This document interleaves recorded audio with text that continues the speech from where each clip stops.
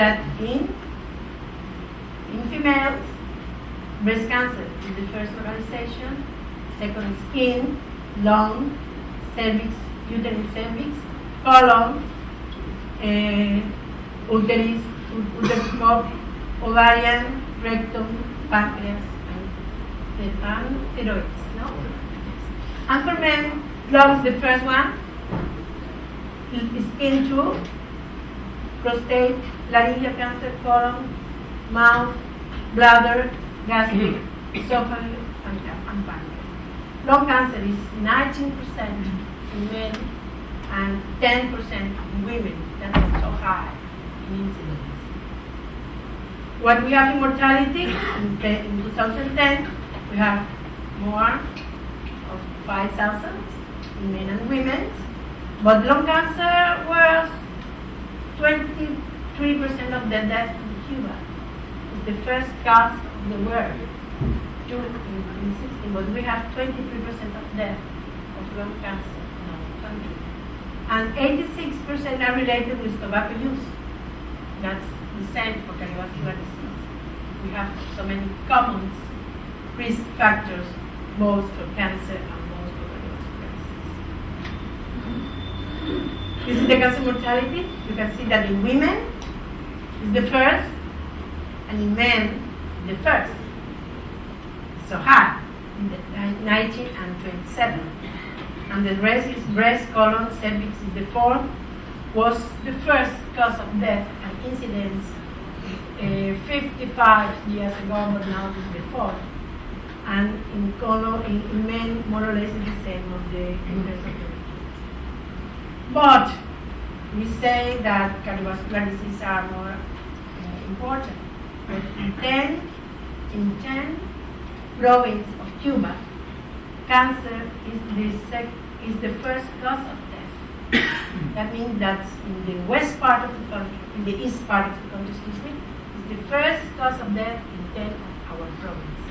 That means that we have better or worse treatment, better or worse diagnosis, but really is that we have to improve the clinical evaluation and treatment of the west of the east part of the country. This is the national cancer. You see here, more or less. You see, first, second, more or less the same. They are fighting in first place. The cancer mortality by age is just like this. We have in children, more or less than 30 years ago, 40 years ago. But here we have more and more cancer diagnosis.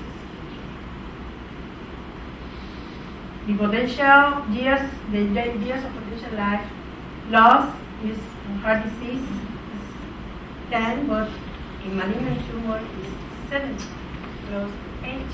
That means that we have cancer in those people that are losing their lives so early.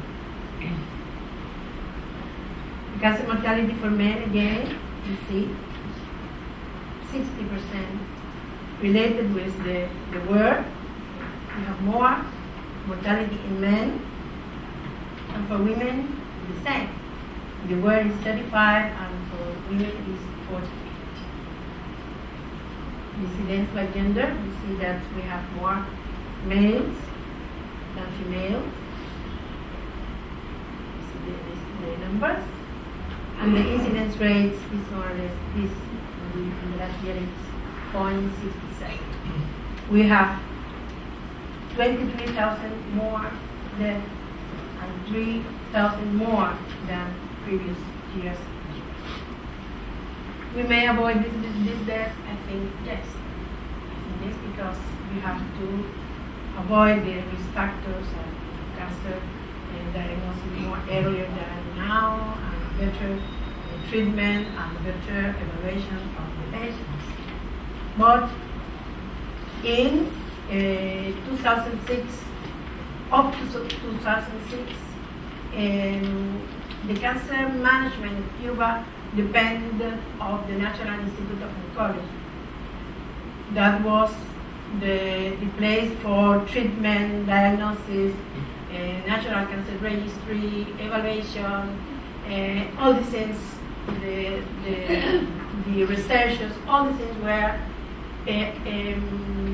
conducted by the National Institute of Toxicology. After this year, in 2006, the health minister created a unit, a special unit that we used to say that is the National Unit for Cancer Control, and a comprehensive cancer control program to take the rights of all the oncological program and problems in Cuba.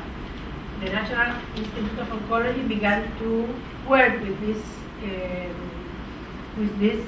unit, and the action mainly is to the action in the sectoral collaboration of the population in order to generate a systematic and coordinated response with the aim to decrease cancer mortality and contribute to increase a high quality expectancy of life of the human population.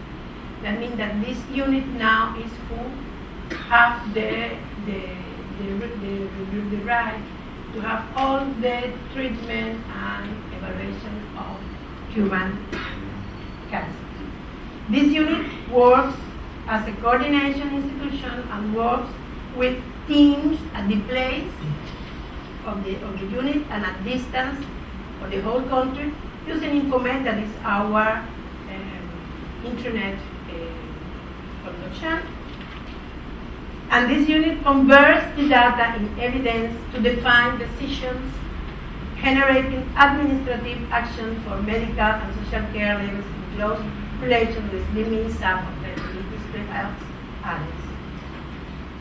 This team is integrated by the chief and 4 specialists, that is programs, cancer registry, development, and the observatory, working all the time at this item, but with moreover 369 experts that work as collaborators with different professional profiles in the whole country, working in or out the sectorial, organized in 23 special groups of works, and close to 500 medical doctors as cancer control in primary care, all of them with part-time work. That's important. For scientific management and innovation, they have the support of the knowledge management and advanced technology, as we guess. The National Group of Oncology that I named before, the National School of Public Health, and the Scientific Council of NIOR, of the National Institute of Oncology, in relation with the development of the system. This program is more than rules, because we have to improve the oncological medical care, even so it has to is an organized effort designated to modify the hard indicators as incidence, mortality, and survival, and contains multi-sectoral action at all levels of health system, implying educational system, local governments, social scientific institutions, social and political organizations, and other actors of the Cuban society that have, not may, have to work in this section. This cancer program evolution, because it's not from here, you see, beginning, all the years, of today, that is the strategic component of familial and this program that was the last program. You see there all the programs included in this schedule of treatment.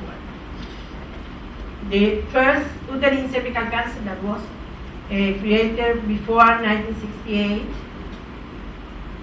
because in that time we knew that were cancer, cervical cancer, the first cause, and this is the integrated now that have all the components of the strategy, educational books for education, all the strategic advances in the systematic. This is the cancer in cervical cancer. This is the breast cancer program. This is the colorectal cancer,